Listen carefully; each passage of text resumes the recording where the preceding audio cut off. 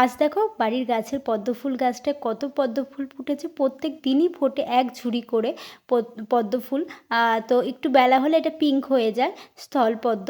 তারপর যেহেতু আজকে হলো গুরু নানকের জন্মদিন এবং রাস পূর্ণিমা, ছেলের কর্তামশাই দুজনেরই ছুটি আজকে। দেখো একটু ব্রেকফাস্টে সকালে আজকে যেহেতু একটু ঠান্ডা ঠান্ডা পড়ে গেছে, একটু গরম গরম চা করে নিয়েছি, এখানে বিস্কিট আর একটু কেক নিয়ে নিয়েছি। এরপর দেখো ঘরের কাজবাজের জন্য লেগে পড়লাম। বিছনার বেডশিটটা চেঞ্জ করব, তাই বেডশিটটা পেতে নিলাম। এই একটা বেডশিট পেতে নিয়ে ঘরটা সুন্দর করে গুছিয়ে নিয়ে এরপর বাকি কাজগুলো সারবো আস্তে আস্তে। এই বলতে বলতে আজকে দেখো বাড়িতে একটু রাজমিস্ত্রি কাজ হবে। দেখো এই স্লিপটা একটু চওড়া করতে হবে, কারণ গাড়ি তুলতে একটু সমস্যা হচ্ছে বলে একটু চওড়া করব। তাই জন্য দেখো এখানে চলে এসছে রাজমিস্ত্রি, এটা ভেঙে তৈরি করবে।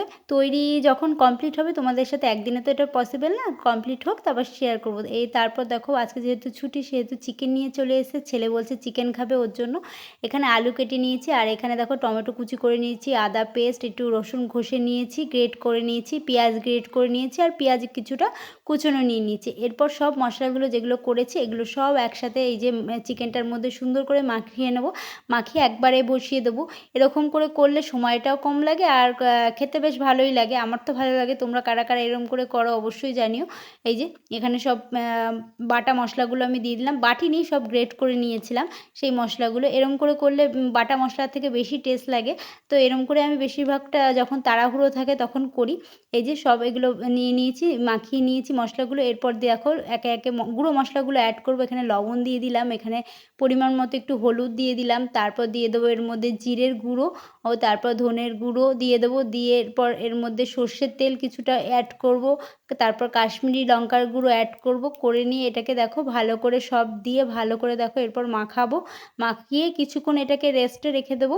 ওই তোমার আধা ঘন্টা মতন রেস্টে রেখে দেবো, যাতে মশলাগুলো মাংসের সাথে সুন্দরভাবে মেখে যায়। এরপর দেখো কড়াই চাপিয়ে দিয়েছি, দিয়ে সর্ষের তেল গরম হয়ে গেছে। হওয়ার পর আলুগুলো যেগুলো কেটে রেখেছিলাম ডুমো ডুমো করে, ওই আলুগুলোকে ছেড়ে দিলাম। একটু লাল লাল করে ভেজে নেবো। দেখো লাল লাল অলরেডি হয়ে গেছে। এর মধ্যে একটু লবণ দিয়েছিলাম, দেওয়ার পর এই যে ভাজা যেহেতু হয়ে গেছে সেহেতু এগুলো আলুগুলোকে আগে ফার্স্টে তুলে নেব, তারপর মাংসটা দেবো এর মধ্যে। দেখো আলুগুলোকে তুলে নিলাম। ওই তেলের মধ্যে কিছুটা গোটা জিরে, একটা তেজপাতা আর একটা শুকনো লঙ্কা দিয়ে এই ফোড়নটাকে একটু ভাজা ভাজা করে নেব। করে নেওয়ার পর ওই যে আগে ম্যারিনেশন করে দিয়েছিলাম যে চিকেনটা, ওটাকে দিয়ে দিলাম। দেখো এই বাটিটা যেহেতু মশলা লেগে রয়েছে, বাটিটা কাচিও এর মধ্যে দিয়ে দেবো। দিয়ে এরপর ভালো করে চিকেনটা কষতে দেবো। যতক্ষণ না তেল ছাড়ছে ততক্ষণ আমি এই চিকেনটাকে কষাবো। আর এর থেকেই জলটা ছাড়বে। এই জলে জলে কি চিকেনটা অলরেডি সেদ্ধ হয়ে যাবে এবং কষেও যাবে। দেখো এই দেখো, দেখে বুঝতেই পারছো যে চিকেন থেকে কতটা জল বেরিয়েছে। আর একটু সেদ্ধ হোক, কষে উঠবে, তোমার চিকেন থেকে তেলটাও ছেড়ে দেবে, তখনই এটার মধ্যে আলুটা ইউজ করব। এই দেখো আরেকটু সেদ্ধ হোক, ঢাকা দিয়ে মিডিয়াম আঁচে সেদ্ধ করব। দেখো এর মধ্যে এবার তেলটাও ভেসে উঠেছে ওপর দিয়ে, দেখে বুঝতেই পারছো। এর মধ্যে তারপর ভেজে রাখা যে আলুগুলো ভেজে রেখেছিলাম সেটাকে এর মধ্যে অ্যাড করে দিলাম। দিয়ে এটাকে ভালো করে নাড়াচাড়া করব, আলুটাও যাতে কষে সুন্দর করে। দেওয়ার পর এর মধ্যে আমি গরম জল ইউজ করব। এর জন্য গরম জলটা আগেই গরম বসিয়ে দিয়েছিলাম। দিয়ে এরপর দেখো কষে গেছে যেহেতু, সেহেতু এই যে এর মধ্যে এবার গরম জলটা ইউজ করলাম। গরম জলটা দিয়ে কিছুক্ষণ এটাকে ঢাকা দিয়ে রাখবো একদম মিডিয়াম ফ্লেমে। এটাকে একটু সেদ্ধ হতে দেবো, কারণ আলুটা তো পুরোপুরি সেদ্ধ হয়নি।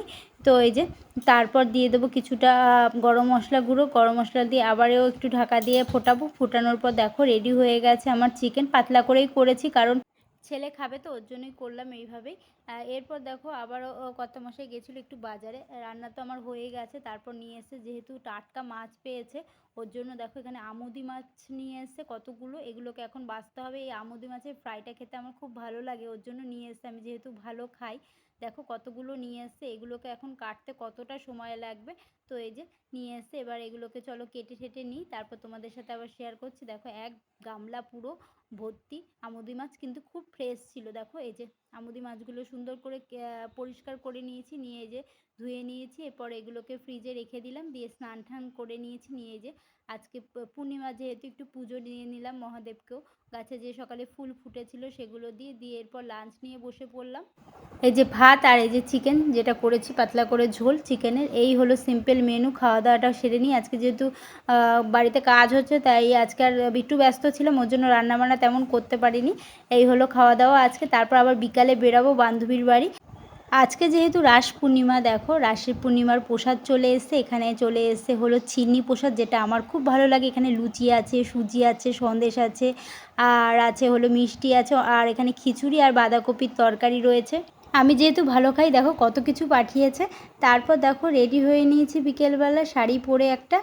তো একটা বান্ধবীর বাড়ি ইনভাইট আছে, সেখানেই যাব। এই যে চলে এসেছি বান্ধবীর বাড়ি। দেখো এসে আগে ঠাকুর ঘরে চলে এসেছি, দেখো ঠাকুর দর্শন করতে, যেহেতু আজকে লক্ষ্মী ঠাকুর। আর এদিকে দেখো জগন্নাথ বসে রয়েছে, মহাদেব বসে রয়েছে।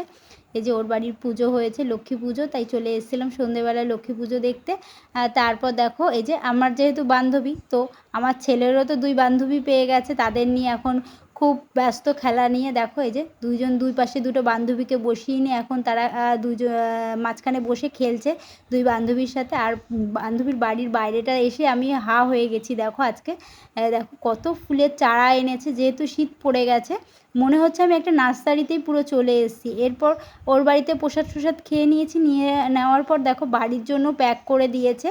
এখানে আছে খিচুড়ি আছে, তারপর বাঁধাকপির তরকারি আছে, আর পায়েস আছে। এসেই গরম গরম যেহেতু খিচুড়ি, সেহেতু কর্তামশাইকে একটু দিয়ে দিলাম।